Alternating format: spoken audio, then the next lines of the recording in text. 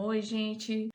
Bom, hoje eu vou falar especificamente sobre uma característica na agricultura.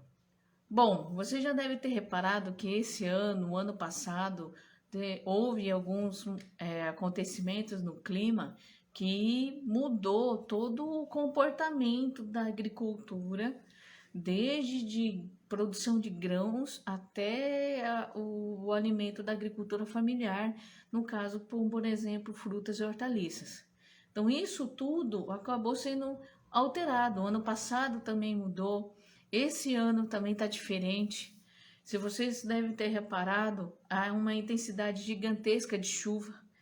Cada vez mais a chuva está presente no nosso dia a dia, dá alguns dias de estiagem e volta ela novamente, e isso acaba trazendo alguns problemas, né? E muita gente está com medo, então assim, andando na roça, andando no campo, conversando com vários produtores, eles estão com receio de que falte água no período do verão. Então, esse é um medo que grande maioria dos agricultores estão tendo. E conversando com alguns amigos, alguns conhecidos que são consultores também, agrônomos, espalhado, né, no país afora, pude constatar, ter a informação de que o comportamento do clima está bem variado em diversas regiões do nosso país. Começando na parte superior do mapa, que seria o Nordeste. Aí o que está acontecendo lá? Lá tem vários estados que tradicionalmente, comportamento climático, de forma geral, não havia uma intensidade tão grande de chuva. Tem algumas localidades, algumas regiões no Nordeste que ainda chove com frequência. E isso também vai causar um desequilíbrio, porque imagina um ambiente que antes era uma chuva bem de vez em quando, de repente chove de monte. Desequilibra tudo, desde o ser humano até a natureza, as árvores, a mata, enfim. E lá tem uma característica também de tipo de vegetação que se adaptou a isso, que é a caatinga, tá? Então, se você for observar nessa parte de superior no nosso país, está com esse comportamento. Se você baixar mais, por exemplo, vamos supor, na parte média, no meio do nosso país, nós temos, no caso, um relato, eu tenho um relato, e alguns agrônomos também me afirmaram isso. No Mato Grosso, acima do Mato Grosso do Sul, não chove com tanta frequência. Ou seja, não chove com um volume significativo desde abril para que possa, assim, cultivar e fazer o manejo no solo, o preparo do solo. Isso vai impactar, vai influenciar com certeza a minha vida e de você que está me assistindo. Porque a partir do momento que uma região tradicional também da produção de grãos também tem um manejo de pastagem, com um manejo animal ali, e dessa forma vai impactar no nosso bolso, tá? Porque existe um problema muito grande. Por exemplo, nessa região do Mato Grosso, também tem uma parte ali do Tocantins, algumas regiões ali do estado, Goiás, não está tendo uma frequência de chuva como esperado. Como também no Mato Grosso do Sul está tendo uma frequência de chuva desordenada, com um volume de água forte. É como se São Pedro pegasse e colocasse uma torneira bem em cima do estado e abrisse ela com um volume muito grande de água. Então imagina o que isso vai causar. Primeiro, na planta, tá? Então isso vai ter um impacto já direto na planta. E, consequentemente, no manejo, no preparo do solo. Então não está conseguindo fazer o preparo do solo para o manejo de grãos, que é tradicionalmente feito o plantio da soja nesse período. Então está tendo um atraso no nosso calendário em algumas regiões do nosso país por causa da falta extrema de água, de chuva e do excesso extremo de chuva, tá? Aqui em São Paulo, onde eu estou também, onde eu moro, chove bastante, está chovendo muito. Semana passada, semana retrasada, choveu demais. Essa semana ainda deu uma acalmada, tá? É o que o pessoal tá me falando. Mas, tradicionalmente, tem um excesso de chuva sim, porém, existe um ponto ali que tem o frio. Então, eu tô falando de chuva nessas regiões e agora o frio. O frio na parte mais da região sul, sudeste, ela se mostrou muito mais longa, um período muito maior. E isso afeta diretamente a planta, porque ela começa a ter períodos de calor no meio do dia, no final do dia já esfria, vem uma chuva, aí a temperatura cai, chega em por volta de uns 15 graus. E 15 graus acaba afetando também o metabolismo das plantas, tanto hortaliça, grãos, frutas, qualquer cultura acaba sendo afetada. Até mesmo o capim, que quando tem esses períodos assim de temperatura baixa, vai dar esse tipo de comportamento. Outro ponto que acontece também, nessas regiões mais abaixo, aí o que que tem? Um problema sério, gente, que é o quê? Nublado, dias nublados.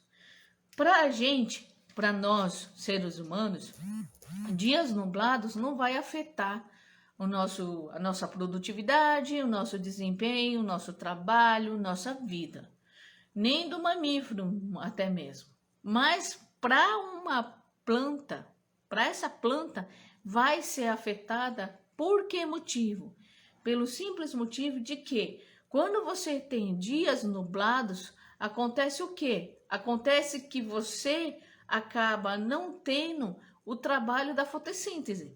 Bom, acredito que todos já tenham ouvido falar da fotossíntese. Se você não sabe, quer que eu explique melhor, mande uma mensagem para mim que eu explico, tá bom?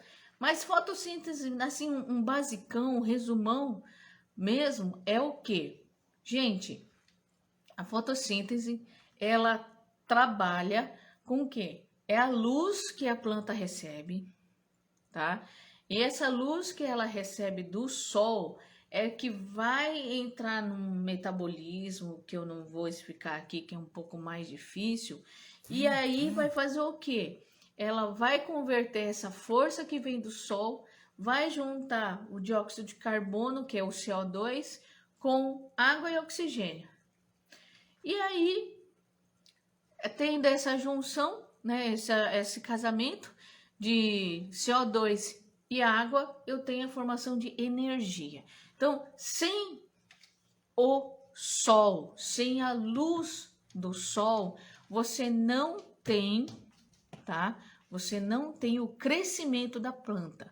Eu sempre digo para os agricultores que eu atendo que para uma planta é muito pior um dia nublado do que frio, porque o que acontece? O frio, quando tem o sol, ela tá com o seu metabolismo acontecendo, mas muitas vezes não cresce uma folha, não desabrocha um botão, porque ela tem que se proteger do frio.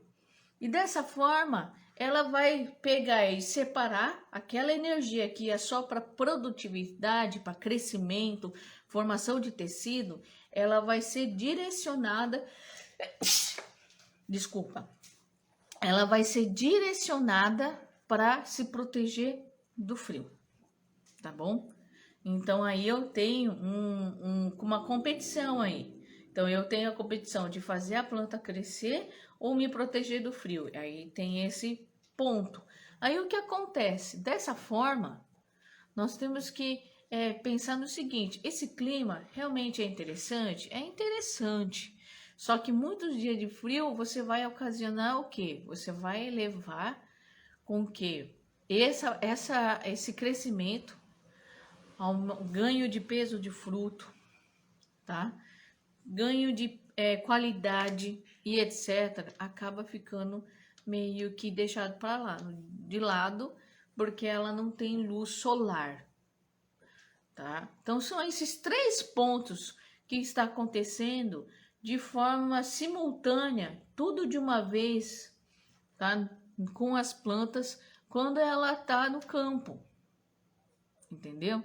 E isso vai afetar diretamente na nossa produção de alimento, não só alimento para nós, seres humanos, como também para os animais. Então, vai influenciar na produção de milho, que diretamente está relacionado à formação à formulação de rações, tá? Crescimento da pastagem também acaba sendo afetado. Eu tenho uma produtora que eu atendo no Mato Grosso, ela me fala que a chuva que bateu 20 milímetros na região dela foi somente em abril. De lá para cá só foi aquele chuvisco, aquela quantidade de água tão pequena que não vai fazer diferença, né? Ou seja, a paisagem você já deve imaginar. Você vê um local com 40 graus de temperatura, baixíssima umidade, tudo seco, esturricado.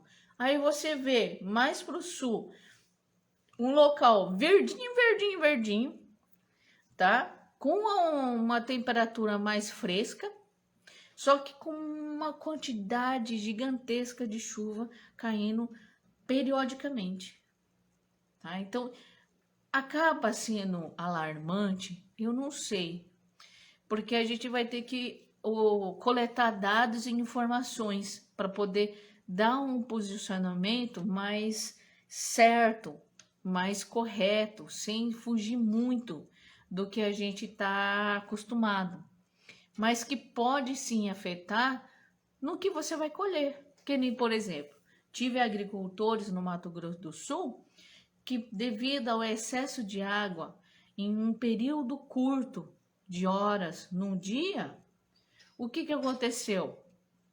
Houve um encharcamento do solo. E quando encharca o solo, você tem o que? A baixa oxigenação.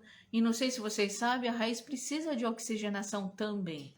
E muita umidade do solo vai atrair doenças. Teve pessoas que perdeu uma roça de 1000 pés de abóbora porque não suportou o excesso de água.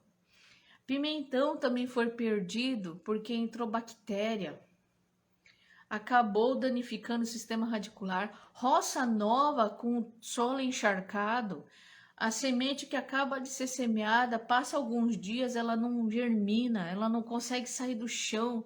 Isso quando a enxurrada não enterra mais ainda a semente, fazendo com que ela não consiga nem brotar. E um outro produtor que eu fui, ele teve a metade da roça dele, de quiabo, metade não, 1/4 mais ou menos da roça dele, sofreu com excesso de água na parte mais baixa do terreno. De que forma? Começou a aparecer podridão nas raízes, podridão radicular pelo excesso de água, porque a plantinha ainda estava em desenvolvimento depois da germinação. Ou seja, vai um custo aí de replantar essas plantas que não conseguiram sobreviver. Semeou-se novamente. Então, isso tudo que eu estou falando com vocês é para nós prestarmos muito bem atenção no que pode acontecer lá a médio prazo, tá? Eu estive num sítio de um agricultor, ele é de idade, trabalha sozinho, planta o quiabo dele, 1000 pés, e ele irriga no regador, porque ele não tem condições financeiras para isso. Só que como é uma pessoa de sítio, uma pessoa envolvida no plantio, ele faz um manejo de gado, tem a sua horta ali para poder comercializar. Ele já virou para mim: Érica, eu estava no sítio dele. Falei: tá vendo aquela parte ali mais a fundo do meu sítio? Falei: sei. Ali é uma área de soja. Tinha um pasto, eles dessecaram. Só que até agora não plantou. já está atrasado mais de 15, 20 dias, mais ou menos, e vai atrasar mais. Falei, sério? Aí eu falei, sim. Aí o que ele falou? Vocês não têm noção o que isso vai causar lá na frente. Porque se ele não plantar a soja, porque o trator não consegue entrar na terra encharcada, com muita umidade, ele começa a atolar, vai atrasar o plantio do milho, que é o que vai fazer o quê? A nossa alimentação e dos animais, a ração vai ficar cara. E mais uma vez, eu não vou conseguir ficar comprando ração para os meus porcos, que ele tem alguns porcos ali para consumo, mas tem. Mas, gente, isso que é interessante. Uma pessoa do campo, ele não sabe ler e escrever, ele sabe só escrever o nome, mas ele não sabe ler e escrever. Ele já tem esse esclarecimento. Então, eu achei muito. Não é algo esquisito, fora de normal, não é isso. Eu fiquei bastante impressionada. Falei, nossa, que legal. Então, quem está no campo está enxergando isso. E quem está na cidade vai ser diretamente afetado, não vai ter como correr. Porque o que acontece? A partir do momento que você também é um consumidor, não consegue plantar tudo que necessita na sua propriedade para sustentar a sua família, você vai ter que trazer de fora. Então, tanto quem está no campo quanto quem está na cidade, o pior de quem está na cidade que tem que trazer tudo de fora, quem está no campo só traz de fora aquilo que não é produzido ali dentro, vai precisar comprar. E isso vai ser refletido, tudo que isso que eu falei em relação ao clima, vai refletir aonde? No preço. Só que não é só alimento humano, vai refletir também diretamente na alimentação dos animais, seja ele o gado, galinha, suínos, caprino, as cabras, ovelhas, enfim, tudo que você possa imaginar de proteína animal que nós precisamos, é uma necessidade do ser humano e comer proteína animal, comer uma carne, um ovo, um frango, enfim, é uma necessidade nossa, mas vai ser afetado pelo comportamento do clima, porque esse comportamento climático, desde 2021 e agora em 2022 também tendo esse excesso de água e a falta de chuva em outras regiões do país, e é bem preocupante, entendeu? Tá em faixas isso.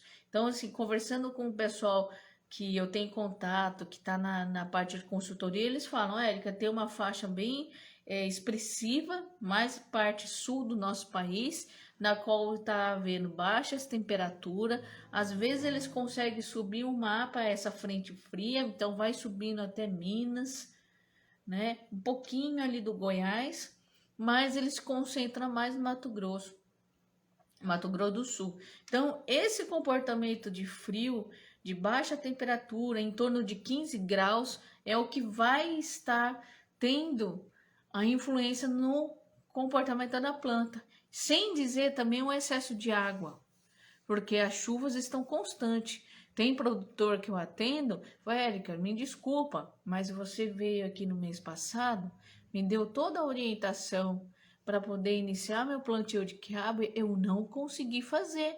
Por quê? Eu não consegui entrar com o trator na roça, porque a terra está extremamente molhada. Dia sim, dia não, tá chovendo. Não seca o suficiente. E ainda para gravar, gente, a área de solo dele é aquele solo de várzea, sabe? Que é próximo de lugar alagado. O cerrado tem isso. Então fica escuro o solo. Ele muda a característica. Então esse tipo de solo demora mais para secar. Diferente do arenoso, que tem uma porcentagem de areia muito maior. Aí esse consegue fazer um plantio com um dia sem chuva, aí já dá para fazer o preparo, né? Assim, na correria, na urgência, dá para fazer. Então, se vocês pararem muito bem para pensar, nessa região está sofrendo com isso. Aí tem uma faixa ali, tá? Mais ou menos Mato Grosso, uma parte de Goiás, Tocantins. Naquela parte tem os setores ali em algumas regiões na Bahia, no sertão da Bahia, que está sofrendo com a falta da frequência de chuva. Porque não adianta chover uma única vez no mês, muito bem, e o restante do período, nada. Imagine então, essa minha cliente, que lá do Mato Grosso, que choveu a última vez 20 milímetros em abril. Eu estou tentando ajudá-la. Só que, infelizmente, o solo sem umidade não vai ter reação química nenhuma. Então, nenhum calcário para ela ganhar tempo não vai ser possível ser incorporado. Porque a reação só vai iniciar mesmo quando tiver umidade do solo, água. Entendeu? E o que está caindo é uma quantidade pouca. Não é o suficiente para hidratar o solo. É muito complicado isso. Infelizmente é muito complicado. Não tem jeito, né? Mas enfim, então isso tudo que eu tô falando para vocês, nessas faixas média, e ainda tem a região ali do norte e do nordeste que também tá chovendo demais, principalmente no nordeste, que existe locais que chovem até hoje, que tradicionalmente não tem, né? Não recebe tanta água. Ah, eles estão contentes, Érica, eles estão com a área verde, bem molhada, mas assim, tudo que é demais faz mal, não é? Até água demais faz mal, principalmente para a planta. Então, eu quero trazer esse parâmetro, eu quero trazer para você esse cenário, até que ponto isso vai afetar. Primeiro, a médio e longo prazo vai afetar o consumo de grãos, frutas e hortaliças e demais produtos da agricultura. Porque se eu não consigo iniciar o preparo do solo para nova lavoura, eu vou retardar esse calendário. Imagina o impacto que é se você atrasar o plantio de grãos, no caso a soja, sendo que na próxima sequência, depois que colheu a soja, é o milho. O que isso vai trazer? Vai trazer o quê? Uma dificuldade em até mesmo dividir. Então, eu vou ter uma parte que é para alimentação do humano e outra parte que é para alimentação animal. Dessa forma, na balança, ela não vai ficar equilibrada, vai faltar. Então, se falta milho no campo para a gente comer, vai faltar milho também para o animal comer, que é a linguiça, o frango assado de domingo, o churrasco no aniversário de alguém. Então, assim, uma omelete, um ovinho com gema mole em cima do arroz e feijão na hora do almoço. Isso também vai ser afetado. Então, também tá tudo ligado. Então, se você parar para pensar, tá extremamente tudo ligado. E nós, que nem essa conversa que eu tive com esses conhecidos consultores, que está esparramada aí por algumas regiões do país, a gente se deparou num ponto. E agora? Como que nós, profissionais, consultores e assistência técnica, vamos realmente conseguir mudar isso? Conseguir auxiliar o pequeno, o médio e o grande produtor. Chega a esse impasse, porque se a gente não consegue dar esse suporte para esses produtores latifundiários, monocultivadores, né, de monocultura, aliás, latifundiários, monocultura, agricultura familiar, sabe, fruta e hortaliças, cafeicultores, enfim, todo mundo que está ali, a gente tem que ajudar a evitar que eles não tenham esse aumento de produção. Para isso, o que nós precisamos? Tentar, como agrônomos, a dar esse suporte. Então, gente, alguns pontos que eu sempre falo. Ah, Érica, eu adubei, mas a planta tá tá travada. É isso o maior é, tipo de relato que eu tenho. Se travou, gente, é porque a chuva tá lavando o adubo. Isso é fato. Isso vai acontecer para qualquer cultura que vocês possam imaginar. Até o pé de alface vai acontecer isso. Então, temos que pensar em alternativas para que a gente consiga deixar o nutriente ali no solo sem que ele derreta com facilidade e seja lavado nessas chuvas pesadas. Então, uma das formas que eu sempre falo para as pessoas, só que o pessoal ainda vem com aquela barreira, não vai funcionar. Outra barreira, putz, dá trabalho, o cara vai me xingar doidado se eu de repente eu recomendar isso para fulano, ciclano, beltrano. Matéria orgânica, gente. Nós temos que trabalhar com matéria orgânica.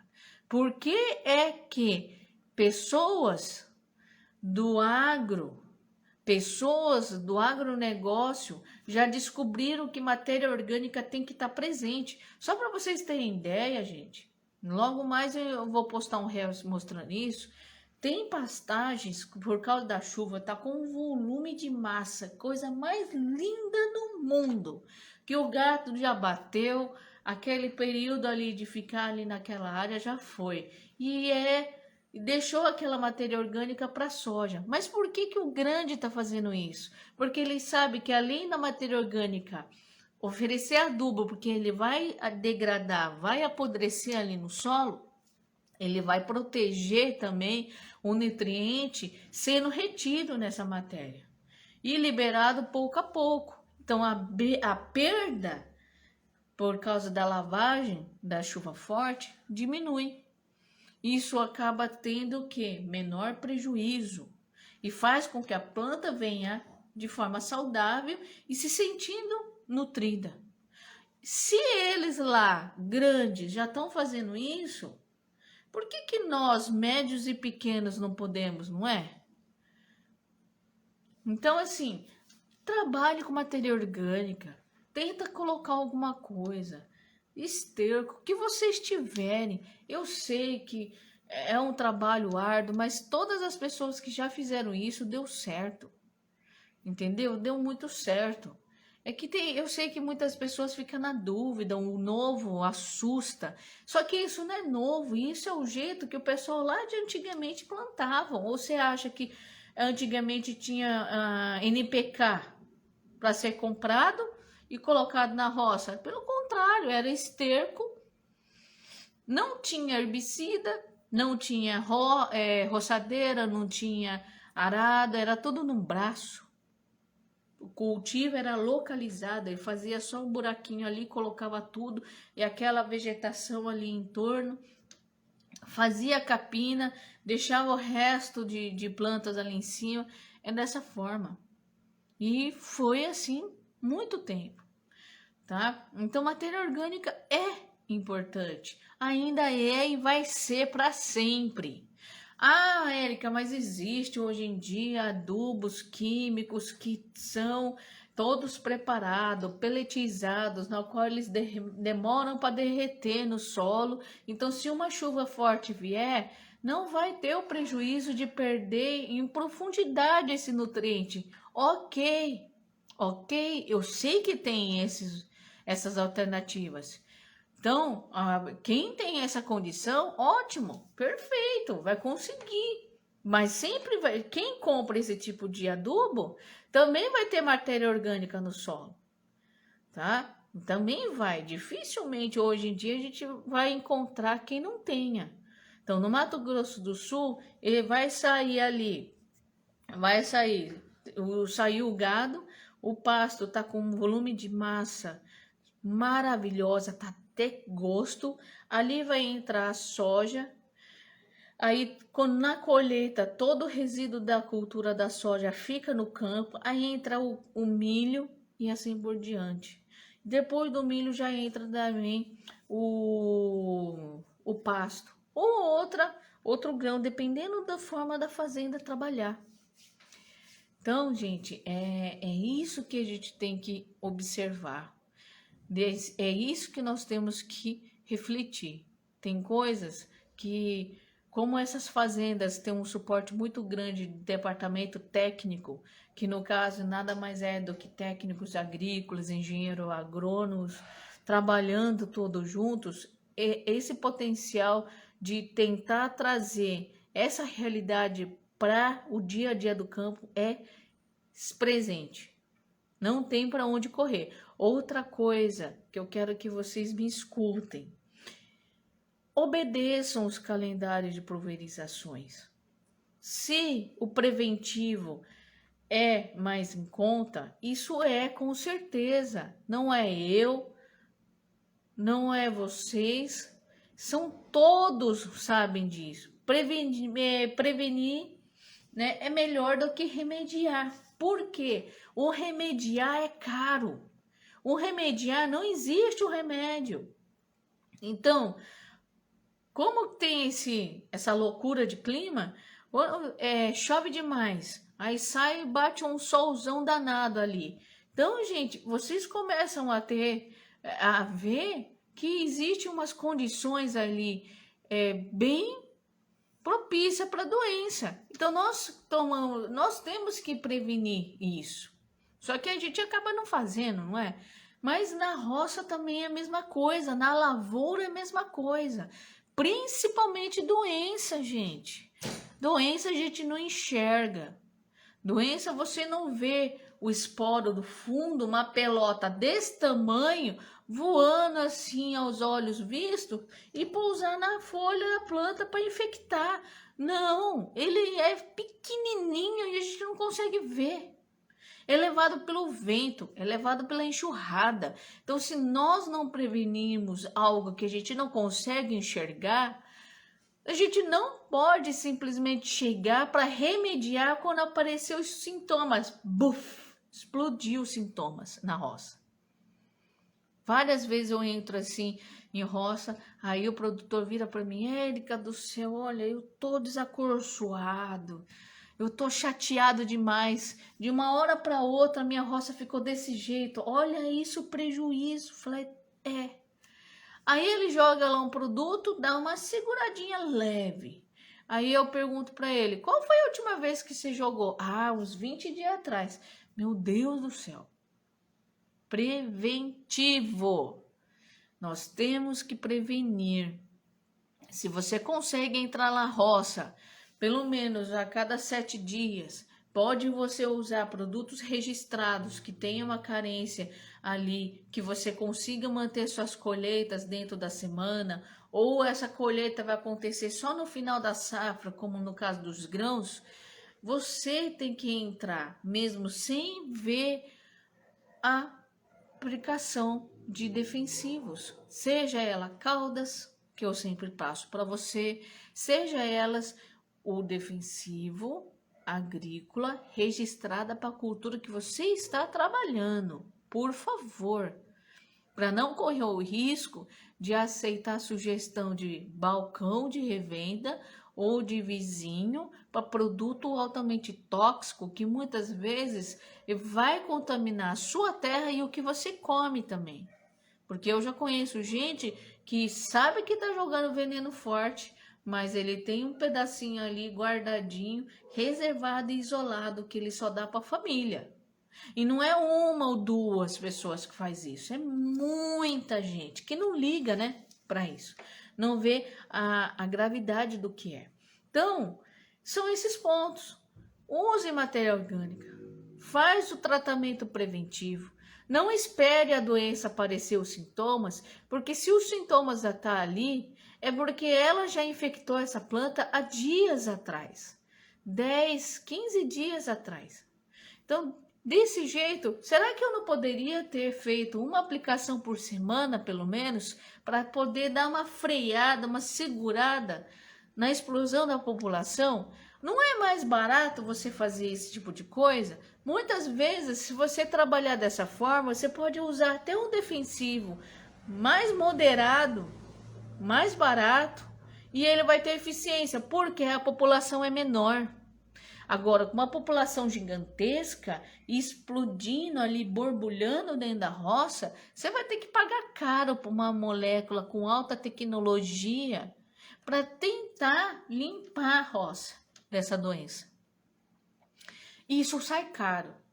Então eu reforço, prevenir é melhor do que remediar, porque o remédio, gente, hoje, o defensivo químico tá o zóio da orelha da cara, de caro. Então, ou seja, então se você puder fazer essas aplicações, eu sempre falo pro produtor, se é 5 em 5 dias, por que parou? Se é de 7 em 7 dias, por que parou? Qual é o motivo? Ah, Érica, mas choveu. Olha, gente, se você está lá na roça e aí começou a chover, ou tem uma previsão de que vai chover daqui a algumas horas ou só de noite. Gente, quando tá assim, é o calendário de pulverização, não vou aplicar antes da chuva, porque alguma coisa a planta absorve. Isso que tem que fazer, é isso. Algo vai proteger. Então, um exemplo muito clássico é um produtor me relatando um ponto. Érica, eu tive um problema muito sério com broca no meu pepino. Só que daí eu ganhei de um vizinho que trabalha com pepino também, um defensivo para broca. Comecei a pulverizar ali, faltou só um pouco da minha roça, do pepino, para eu pulverizar, porque eu tive que parar de trabalhar, porque veio a chuva forte. Logo depois de algumas horas, começou a relampear, eu tive que subir, por causa de raio, né, também. Aí deu umas 2 horas, veio aquele pé d'água. Então, se você pulveriza e tem pelo menos 2 horas até realmente chover, vai ter o efeito. Tanto é que ele me falou, Érica, na área que eu consegui jogar esse produto e ficou ali na planta umas 2 horinhas, eu consegui controlar. Aquela outra que não consegui, tá feinha, dá até dó. E é verdade. Então, se você tem uma pequena janela, numa semana toda que está prevendo chuva, e tem uma pequena janela de 3, 4 horas, e geralmente nesse tipo de condição, o sol está bem fraco, muitas vezes nublado, então não vai ter aquela radiação muito grande ali. Então você pode arriscar e jogar esse defensivo sem você mudar o calendário. E se firmou o tempo, primeira coisa que você fizer, aplica. Porque se tá molhado demais, joga o defensivo, joga uma cauda bordaleza para poder segurar o crescimento dessa doença. E assim evitar que ela tenha aquela explosão de crescimento na roça. Então façam isso, entendeu? Eu sei que aquilo que eu falei para vocês está tendo essa diferença climática muito grande. E quem não tiver esses cuidados, o que vai acontecer?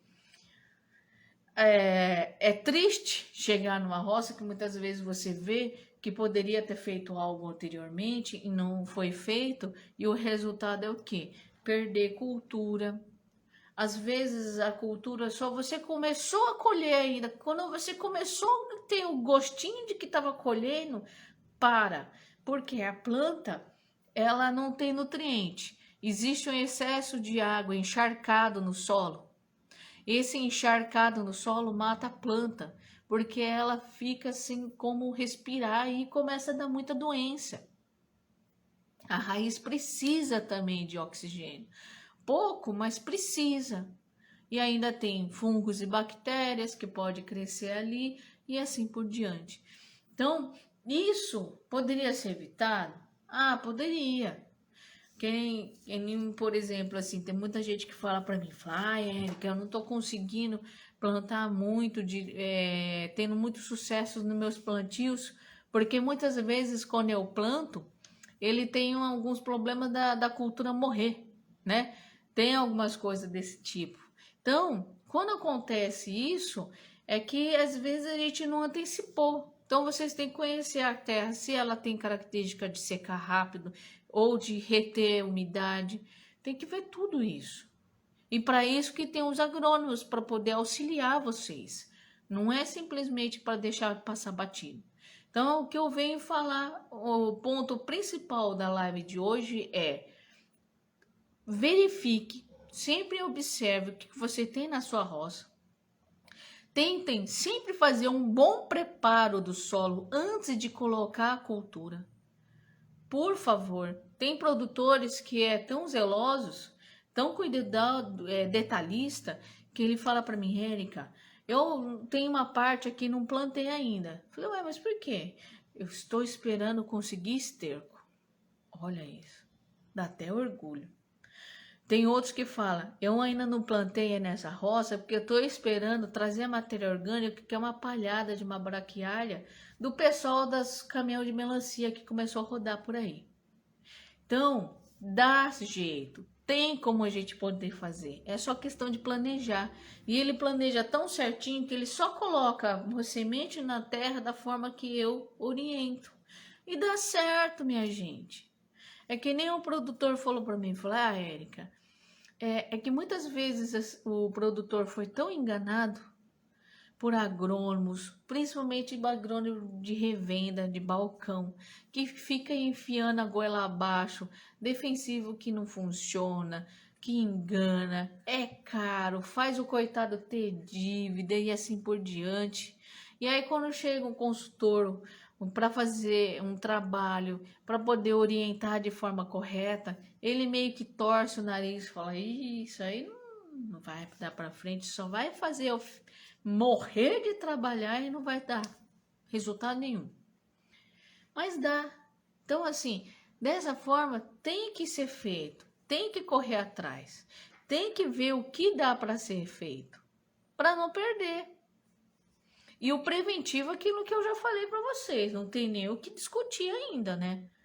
Se eu posso gastar menos prevenindo uma doença, porque assim, se eu não consigo colher mais vezes, um pequeno período apenas, quanto que eu deixei de faturar se eu só colhi um pouco? Será que foi mau negócio eu não ter usado o preventivo? Com certeza, porque se você usasse o preventivo, você ia colher mais, ia cobrir o custo do que você gastou. É isso que nós temos que pensar. Temos que prevenir, temos que antecipar a solução do problema. E muitas vezes, vocês não percebem, mas muitas vezes nós que estamos lidando com assistência técnica no campo, damos essas soluções, damos as dicas, os pormenores para chegar até o resultado, tá? Então, esse comportamento climático que nós estamos vivenciando desde 2021, com aquela geada e uma seca extrema, a quantidade de água que caiu no ano passado não se compara com o que caiu esse ano. E esse ano ainda tem muita gente produzindo. A única coisa que só não está produzindo mais porque o excesso de água está grande e a doença está rolando, está fazendo festa, está bombando. E eu sei que nem, por exemplo, Érica, mas poxa, a vida tá chovendo tanto que eu não consigo entrar com o meu pulverizador na roça para fazer o preventivo. Eu sei. Tem um monte de coisa, um monte de barreira, mas vamos tentar da melhor forma possível, tá bom? Sempre. Então, gente, eu quero agradecer muito a vocês, tá? Por estar aqui assistindo a minha live. Minha eterna gratidão, porque é fim de sábado, né? Poderia estar fazendo qualquer outra coisa. Aqui em Peruíbe, por exemplo, tá chovendo, né? Então, tinha que ficar em casa. Mas enfim, independentemente disso, muito obrigada. Não deixa de fazer a sua inscrição no meu canal do YouTube, tá? Vai lá, faz a sua inscrição, clica no sininho para você receber notificação de quando tiver novos vídeos. Também curta minha página no Facebook, a do Instagram também. Chame amigos, parentes, periquito, papagaio, qualquer um que tenha interesse nesse conhecimento que eu sempre compartilho com vocês e clica, curta, se inscreva e clica o sininho, tá bom? Até mais, boa noite e até a próxima live. Beijos e até!